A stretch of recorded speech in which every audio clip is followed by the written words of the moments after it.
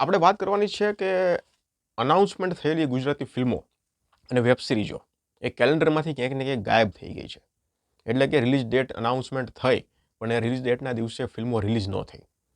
પાછું એ તો ચાલો વાંધો નહીં, પણ નવાઈની વાત પાછી એ છે કે મેકર્સ તરફથી પણ એ ફિલ્મનો કોઈ કાંઈ સ્ટેટસ જ નહીં કે ભાઈ પોસ્ટપોન થઈ છે, ફિલ્મ કેન્સલ થઈ છે, શું છે, કાંઈ નહીં. રિલીઝ ડેટ જાહેર થઈ ગઈ. હવે એ દિવસે એ ફિલ્મ તો ન આવી, પણ પછી એ ફિલ્મ હવે ક્યારે આવશે, શું થયું છે, પોસ્ટપોન થઈ છે, કેન્સલ થઈ છે, એવું કાંઈ અનાઉન્સમેન્ટ નહીં.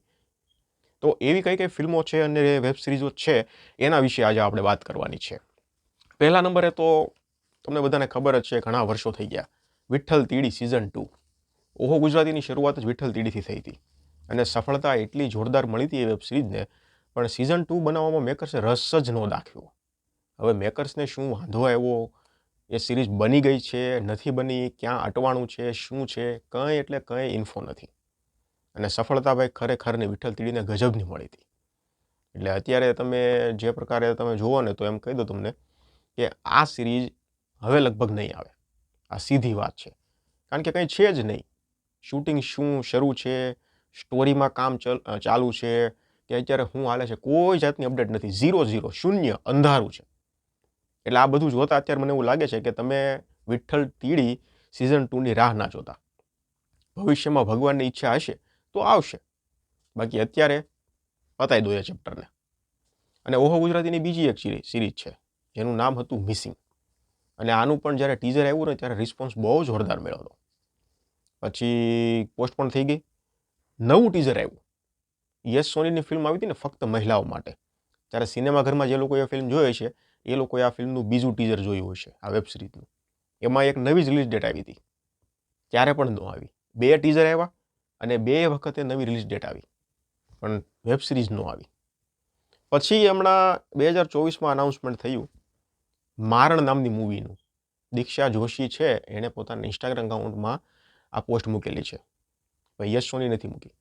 એટલે મારણ નામથી હવે ફિલ્મ આવશે. તો મને એવું લાગે છે કે આ મિસિંગ વેબ સિરીઝ જે હતી ને એ જ મારણ ફિલ્મ તરીકે રજૂ થશે. પાછું એવું છે 2024માં આવશે અને સિલેક્ટેડ સિનેમાઘરમાં આવશે, એવું આખી પોસ્ટમાં લખેલું છે. એટલે હવે 2024માં તો ક્યારે આવશે, અડધું તો ગયું. કંઈ અનાઉન્સમેન્ટ નથી, નવું પોસ્ટર નથી, ટીઝર નથી, કાંઈ નથી. એટલે એ પણ તારીખમાંથી મિસિંગ છે એવું કહી શકાય આપણે. અને આમ જોઈએ ને તો ઓહો ગુજરાતીમાં શરૂઆતમાં એ લોકોએ ઘણી વેબ સિરીઝો અને બધું અનાઉન્સમેન્ટ કર્યું. એમાંથી લગભગ 5-7% જેવું બધું આવ્યું છે. કેટલા ટાઇટલ અનાઉન્સમેન્ટ કર્યા હતા ઓહો ગુજરાતીએ, પણ આવ્યું કાંઈ નથી. તો આ 2 સિરીઝની વાત કરીએ આપણે. હવે એક ફિલ્મ છે, હોરર કોમેડી ફિલ્મ છે, ફાટીને. આ ફિલ્મ આવવાની હતી 19/4, એપ્રિલ મહિનામાં 19 તારીખે. તો આ ફિલ્મના પોસ્ટર તો 2 આવી ગયા, પણ હવે આ ફિલ્મનું ટીઝર, ટ્રેલર પોસ્ટપોન છે કે કેન્સલ છે, શું છે, કાંઈ અપડેટ નથી મેકર્સ તરફથી. 19/4 રિલીઝ થશે એવું છેલ્લું પોસ્ટર રિલીઝ થયેલું. 19/4 ગઈ, 19/5 ગઈ, 19/6 ગઈ, 19/7 ગઈ અને હમણાં 19/8 પણ આવીને ઊભી રહે. એટલા બધા મહિનાઓ ગયા પણ ફિલ્મ પોસ્ટપોન થઈ ગઈ છે એવી કોઈ જાહેરાત નથી, ફિલ્મ કેન્સલ થઈ ગઈ છે એવી કોઈ જાહેરાત નથી, કંઈ નથી. એટલે હવે ફિલ્મનું સ્ટેટસ શું છે એની કોઈ અપડેટ નથી. તો આ ફિલ્મ પણ એક ગાયબ થઈ ગઈ છે આખા કેલેન્ડરમાંથી. પછી મલ્હારભાઈની 2 ફિલ્મો છે. એક તો લોચા લાપસી. આ ફિલ્મ આવવાની હતી 29 માર્ચે. માર્ચ ગયો, એપ્રિલ, મે, જૂન, જુલાઈ અને ઓગસ્ટ શરૂ થયો. સિંગલ ટીઝર નથી, ટ્રેલર નથી, નવું પોસ્ટર, કંઈ નથી.